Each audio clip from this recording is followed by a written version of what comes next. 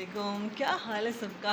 अल्लाह ताला सबकी ज़िंदगी में ढेरों खुशियाँ लेके आए, खुश रहें, आबाद रहें, जहाँ तक खुशियाँ बांट सकते हैं बांटें, नेगेटिविटी को ख़त्म कर दें। मेरी ज़िंदगी में सबसे ज़्यादा एक चीज़ मैं बहुत सर्कल की, बहुत टेंशन में भी रही इस हवाले से। तो देखिए, ब्लॉगिंग एक ऐसी चीज़ है जो मुश्किल नहीं है। यहाँ पे रिश्तों का एक दूसरे से जुड़ा होना, एक दूसरे से बॉन्डिंग, और अगर हम इसको, अब तो लोग एज ए इसको प्रोफेशन भी ले रहे हैं, मतलब कि पैसे कमाने का ज़रिया ही ये होता है। फिर लोग हर चीज़ को दिखाना मैनेज करके कि ये चीज़ ऐसे है जनाब, ये चीज़ ऐसे है। और ये सारी चीज़ें यूट्यूब ने हमें दी, और ये बहुत अच्छी एक चीज़ है कि लोगों के लिए रोज़गार मुहैया हुआ। ख़ास तौर पे वो कोरोना के दिनों में, अल्लाह ना करे ज़िंदगी में दोबारा कोई ऐसा आए तो ये कम से कम यूट्यूब वाले तो डिस्टर्ब नहीं हो सकते। ये तो नेट से करना है सारा काम, बल्कि घर में बैठ के बंदा बिज़ी भी हो जाता है और काम भी खासे इससे निबट जाते हैं। बहुत सारी बातें थी करने। एक बात ना मेरे दिल में बहुत ज़्यादा दिनों से ना हो रही थी कि शायद मैं भी उस वजह से थोड़ी सी तकलीफ़ में रही हूँ, लेकिन मैं जब उस तकलीफ़ से मैंने ख़ुद को कैसे निकाला, तो मैंने कहा यार मैंने ये बात आप लोगों से ज़रूर शेयर करनी है। जनाब, सूट जड़ा है ना, इसकी भी स्टोरी आप देख रहे होंगे, मैं दिखा रही हूँ। इसकी भी एक स्टोरी है, सुनाएंगे फिर किसी दिन आपको। अच्छा, बहरहाल एक चीज़ थी कि बच्चे जो हैं वो आजकल के नहीं, मेरे बच्चे बड़े बच्चे जो हैं वो बहुत बदतमीज़ हैं। मेरे बच्चे मेरी बात नहीं सुनते, मेरे बच्चे ऐसे करते हैं, मेरे बच्चे बैठते ऐसे, मेरे बच्चे खाते ऐसे। अच्छा, ये सारी बातें मुझे बहुत फ़ील हो रही थी, मुझे समझ नहीं आती थी कि क्या है ये सब। उसकी वजह ये थी कि हमने ऐसी ज़िंदगी नहीं गुजारी थी कि हमारे माँ बाप ने हमारे इतने लाड उठाए हों। जो हकीकत है, किसी ने भी इतने लाड नहीं उठाए, ना हमारे घरों में ऐसा कोई सिस्टम था लाड उठाने वाला। लाड उठाए जाते थे, पढ़ो जितना पढ़ सकते हो, तुम्हें जहाँ तक ले जाया जाएगा ले जाएंगे, इसमें तुम्हारे साथ कंप्रोमाइज़ नहीं किया जाएगा, तुम जितना दिल करता है पढ़ो। तो मुझे ये बात बहुत याद आई अपने अब्बू की कि हम अपने अब्बू से ना हमेशा अंदर ही अंदर दिल में ना एक गिला रखते थे कि अब्बू हमें ईदी नहीं देते, खुद से हम ही देती थी सर, अब्बू ही दे रहे होते थे वो भी। तो हमें ना अब्बू से छोटे छोटे से गिले होते थे कि ये अब्बू ने, मेरे दिल में होते थे, हो सकता है मेरे किसी बहन भाई के भी ना हो दिल में, मेरे हैं बहरहाल दिल में थे उस वक्त। मैं कहती थी अब्बू ने कभी हमें ऐसे प्यार नहीं किया, कभी ऐसे नहीं कहा। अच्छा, ये सबसे ज़्यादा इम्पोर्टेंट चीज़ जो मैंने आपको हमेशा कही कि हमारे जो दौर जा रहा है ना, हमारे पास बहुत गिले शिकवे हैं। हम कहते हैं हमारी औलाद नेक नहीं है, हमारी औलाद ने हमारे साथ जुल्म किया, हम तो बड़े अच्छे बच्चे थे, लेकिन हमारी औलाद से नहीं निकली। तो यहाँ पर आकर ना मैं आपसे थोड़ी सी बात शेयर करना चाहूँगी कि देखिए, मेरे अब्बू थे ना, तो जब मेरे भाई की शादी हुई ना, तो मेरा भाई इतने सेटल नहीं थे। ज़रा इंसान आहिस्ता आहिस्ता, जल्दी शादी हो जाती है हमारे में, जल्दी मतलब मुनासिब एज में लड़कों की भी और लड़कियों की भी शादी जो हो गई थी। तो अब्बू ने मेरे भाई के साथ ना शादी वाले दिन की शर्त रखी थी कि बीवी जो तेरी है ना, तूने अपने साथ रखनी है, जहाँ भी रहना है तुमने अपनी बीवी को अपने साथ रखना है, सूखी खा थोड़ी खा, जितना मर्ज़ी है वो तूने उसको अपने साथ रखना है, और जैसे मर्ज़ी रखो। इस चीज़ पे भाई को गुस्सा भी आता था, बुरा भी उसको लगा, हमें भी बुरा लगा कि अभी उसको टाइम लगेगा। लेकिन अब्बू ने जब ये बात की कि पुत्र जो मैं कमांदा सी, उदों तुसी किसी ने नहीं सोचा, क्योंकि मैंने आपको बताया मैं छोटी थी तो मैं इतना एंजॉय नहीं कर सकी। मैंने अपने अब्बू की बीमारी ही देखी, टेंशन से ही देखी।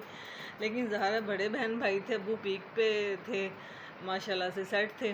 तो मेरे भाई तो, बहन भी भाई भी सब पाकिस्तान सारे घूमे हुए हैं, मलेशिया, चीन, ये सारे जैसे चाइना वगैरह हैं, ये सारे मुल्कों में भाई जाता था, और बहनें भी जाती थी, मतलब ट्रिप चले गए यूनिवर्सिटी के तो साथ चले जाते थे। लेकिन मुझे ऐसा कोई सीन नहीं मिला लाइफ में। तो मैं फिर जब भी कोई बात हुई ना, तो मेरे जहन में ये बात आई कि माँ बाप से कैसे गिले कर सकते हो, वो माँ बाप जो आपको इतना मुश्किल कमा के खिला के, और फिर आपको ये भी कहते हैं कि जिधर रहना अपनी बीवियां ना रखना। इस दौर में तो लोग कहते हैं बीवी इत्थे ही रहेगी, साढ़े काम करेगी तो बंदा बाहर रहेगा। हमारी ज़िंदगी का सबसे बड़ा लाइफ का ड्रामा पता यही है कि हमारी ज़िंदगी में ना बेजोड़ रिश्ते कर दिए जाते हैं और एक दूसरे को कहा जाता है नहीं साढ़े खानदान च इतनी इदा होंदा कि कुड़ियां नाल रहन। ये सारी चीज़ें एक दूसरे को इंसान से दूर कर देती हैं। और मियाँ बीवी को एक दूसरे को समझने के लिए ना, मैं समझती हूँ, अब्बू ने मुझसे ये बात भी की जब मैं भी थोड़ी सी अपसेट थी, तो अब्बू कहते थे कि पुत्र एक दूसरे को ज़रा हमारी अरेंज मैरिज होती है, एक दूसरे को समझने के लिए टाइम देते हैं। ये नहीं होता कि मतलब 2-3 दिन पता चल गया भी ये बंदा इदा का है। वो तो आपका मूड होता है, कभी किसी वक्त शुरू में कि मूड का नहीं समझ आ रही थी दूसरा बंदा क्या आपको बात कर रहा है। तो मैं यहाँ पे सिर्फ इतनी बात करना चाह रही थी कि बच्चे ज़िंदगी में तुम्हें माँ बाप से ज़्यादा प्यार कोई नहीं कर सकता। वो मेरा बेटा हो या मेरी किसी की भी बेटी हो, राशिदा मलिक की बेटी गई, मैं बहुत बहुत दुआएं वाकई ही नीचे लिख देना था कमज़ोर दिल हजरात बिल्कुल ना देखें, क्योंकि मेरा भी बेटा जा रहा है। और मुझे तो ये तकलीफ़ हो रही थी, ज़्यादा टेंशन ये है कि मैंने तो अपने अब्बू को भी बाहर देखा, खामन को भी बाहर देखा, मेरा पुत्र भी जा रहा है बाहर। तो मैं कहती थी यार मेरे अब्बू जब बाहर गए ना, तो जाते मैं छोटी थी तो अब्बू कहते हैं अम्मी को कि जब मेरी अम्मी को कुछ हो गया ना पीछे से, उस वक्त 3-3 साल वापस नहीं आते थे। तो मुझे ना बताना, ये वाक़या आपसे शेयर भी किया था कि अब्बू जब आए तो फिर अब्बू ढूंढने लग गए अम्मी को, उनको अंदाज़ा हो गया कि उनकी अम्मी नहीं है।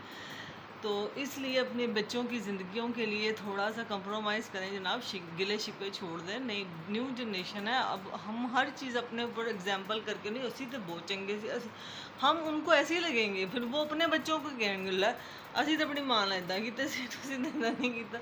ये एक नेचुरल चीज़ें हैं, लेकिन बच्चों की ज़िंदगी के और ख्वाब पूरे करने के लिए अगर मैं समझती हूँ कि माँ बाप स्टेप नहीं लेंगे तो कौन लेगा। एक बेटी अगर बाप से शिकवे नहीं करेगी तो किससे करेगी।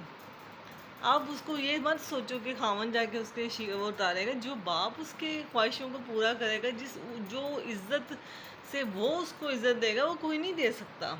आप अपनी बेटी को अच्छा पढ़ाएं, अच्छा फ्यूचर दें, ज़िंदगी में उसको चूज़ करने दें जो करना चाहती है, पढ़ना चाहती है। और मैंने बड़ी कोशिश करती हूँ मैं व्लॉग बनाने के लिए, मैं डिसहार्ड होकर छोड़ देती हूँ। आप लोग रिस्पॉन्स बिल्कुल अच्छा नहीं देते, लेकिन मैं इसलिए नहीं बनाती। और आपने मुझे इस पर बहुत अच्छा देना है रिस्पॉन्स, और आपने मुझे ज़रूर बताना है कि मैं व्लॉगिंग भी करूँगी और मैं आपसे शेयर करूँगी अपने कपड़ों के बारे में भी, क्योंकि अभी सिल्के ही होना है ना, या ना पूरी गर्मियाँ नांगे न थे।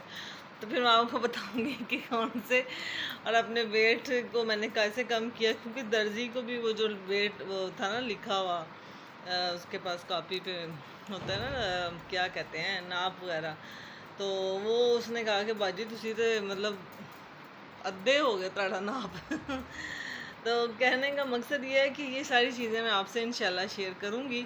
तो अगर व्लॉग अच्छा लगे तो लाइक कीजिएगा, सब्सक्राइब कीजिएगा, और अपने बच्चों को ढेरों दुआएं दिया करें।